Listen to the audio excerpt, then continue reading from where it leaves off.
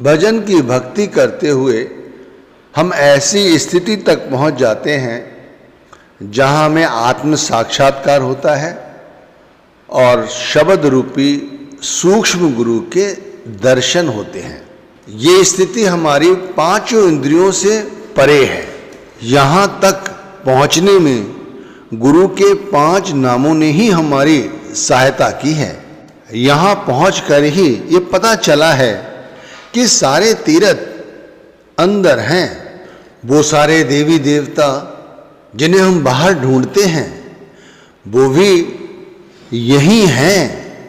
जिस शांति और सुकून को हम बाहर ढूंढते फिर रहे हैं वो शांति और सुकून हमारे अंदर ही है। कबीर साहिब ने जैसे कहा है, जिन वन सिंह न संचरे पंख उड़े नहीं जाए, रैन दिवस का गम नहीं तहां कबीर रहा लो लाए।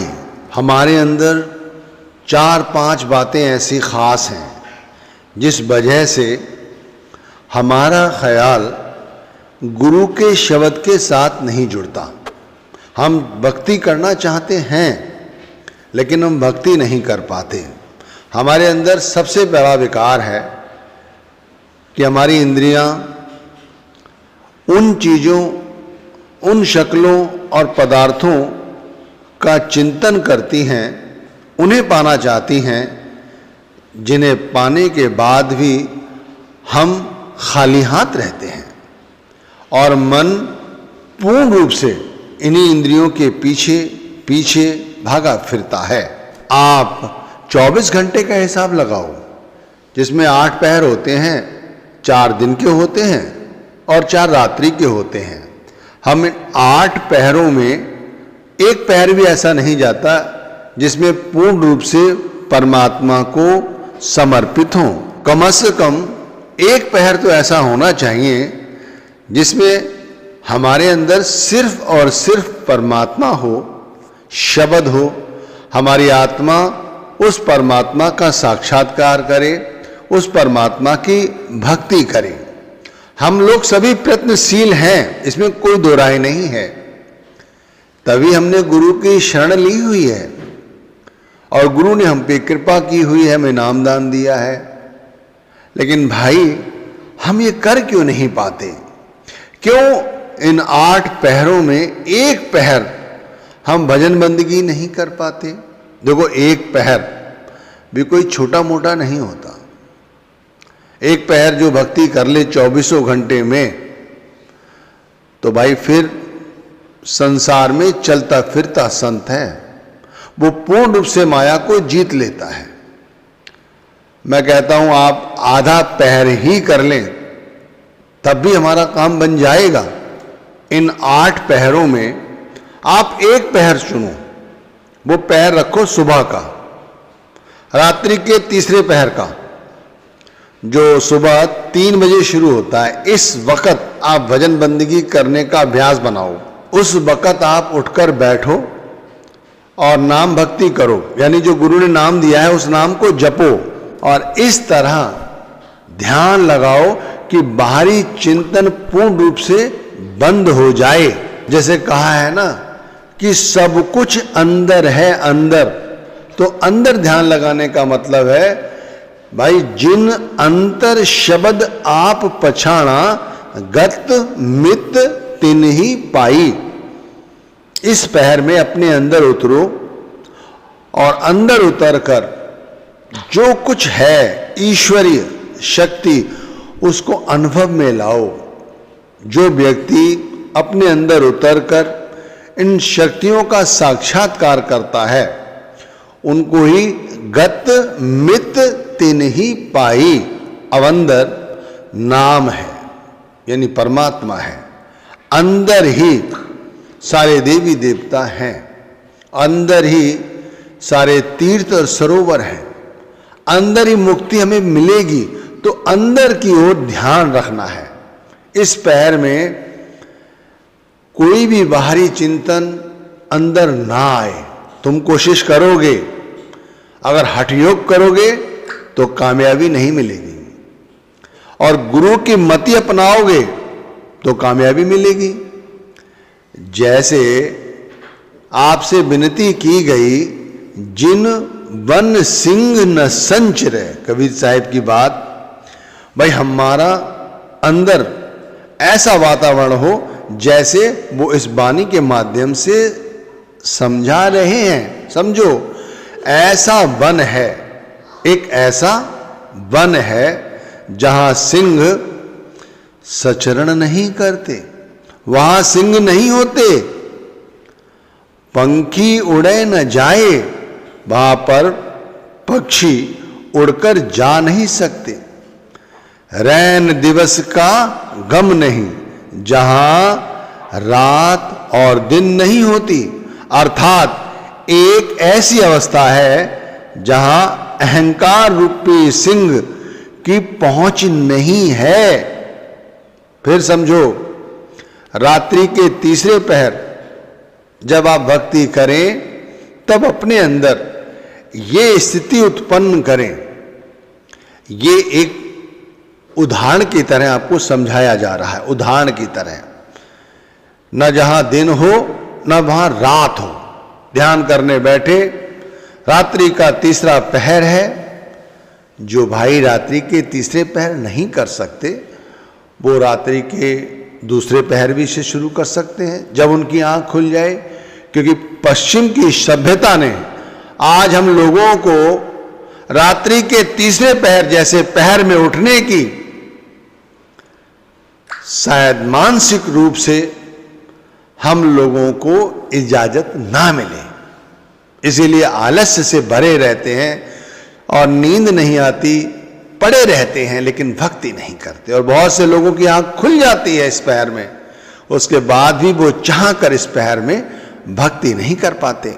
तो भाई जिस समय भी आप बैठें उस समय ये अभ्यास बनाएं कि बैठने के बाद अंदर न दिन हो न रात, न किसी वस्तु की कामना न इच्छा, न किसी से मित्रता न ही किसी से बैर, समभाव।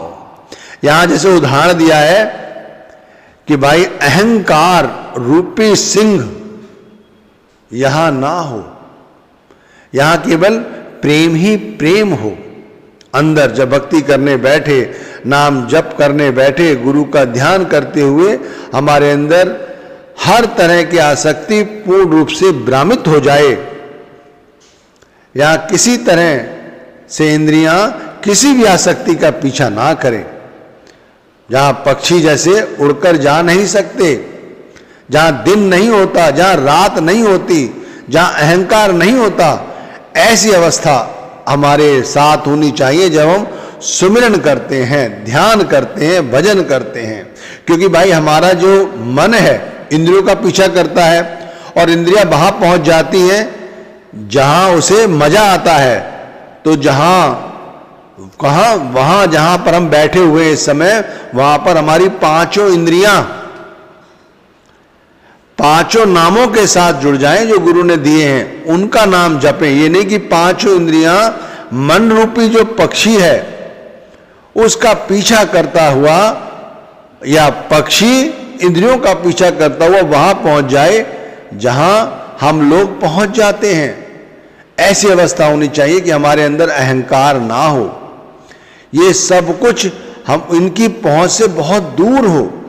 ना हमारे अंदर समय की कोई छटपटाहट हो कि उठो कुछ करना है। नहीं भाई, यहां तो उठकर नहीं बैठकर करना है।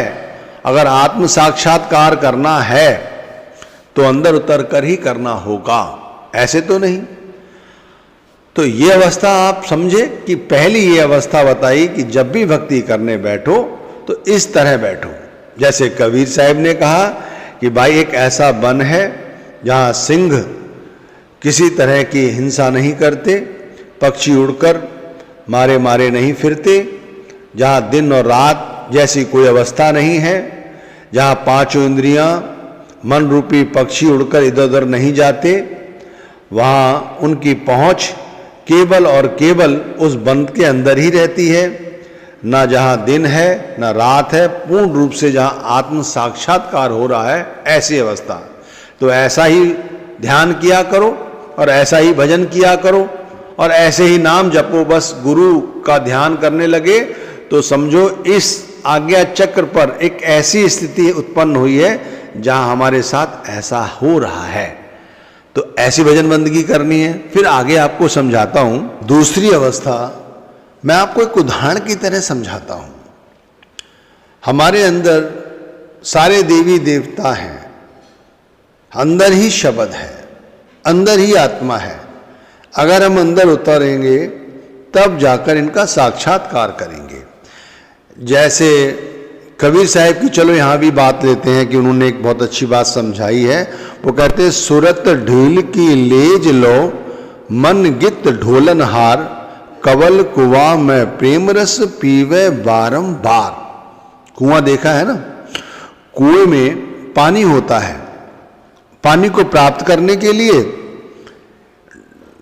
ढोलकी का सहारा लेते हैं, जो पानी तक पहुंचाती है ना रस्सी, जिसमें बाल्टी बंधी होती है, वो ऊपर एक ढुलकी होती है, उसमें रस्सी प्रोई हुई होती है।